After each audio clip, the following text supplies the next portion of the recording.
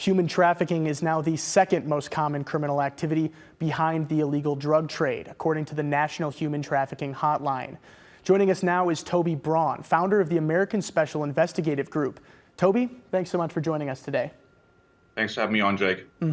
So first off, the National Human Trafficking Hotline has identified more than 80,000 cases since it was created in 2007.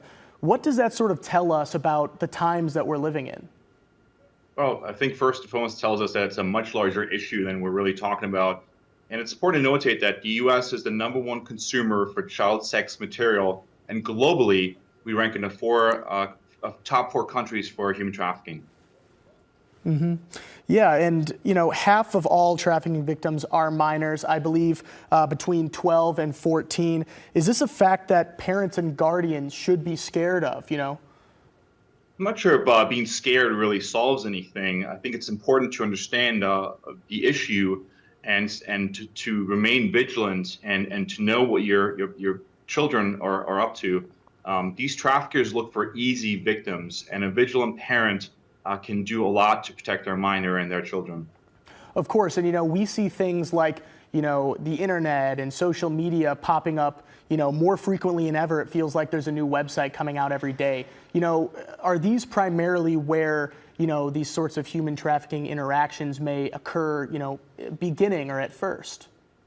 Yeah, exactly. I think you really hit the nail on the head there. These traffickers live online, they live on the web, and they really hang out where your minors, your children these days hang out, and that's various gaming platforms. Could be dating apps. It's social media platforms, and these traffickers know where children are. They know where teenagers are, and that's where they hang out, and that's where they target their victims. And really, most of the cases we've seen that have resulted in an abduction, a trafficking case of a minor, predominantly it's been cases where the trafficker has met their victims online. So what exactly should you do if you suspect that someone is, a victim of human trafficking? Yeah, I think it really depends on the different circumstance. It's whether or not you know the individual. In that case, it's important to reiterate and assure them that there are resources out there. A lot of these victims, they're afraid, and these victims they're in invisible chains being held by the traffickers. And getting them that reassurance, telling them and reassuring them that there are resources out there and there is help for you, that's absolutely paramount. If we don't know them, it's always important to obviously contact law enforcement, whether you're at an event and you're running into a situation where you're suspecting trafficking. You might be at an airport. Public transportation is huge for human trafficking. If you see law enforcement, contact them there. Otherwise, call 911.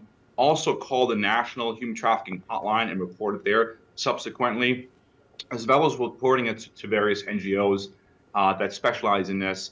And then lastly, that I would like to point out, it's take information and do so discreetly. The more information you can collect, the more information you can relate to investigators, and that information can in fact help law enforcement and investigators subsequently locate the bad guys and locate the victims. So anything you see, it's important to notate that. All right, well, that is all the time that we have for our interview today. Toby, thanks so much again for joining us. Thanks again for having me on.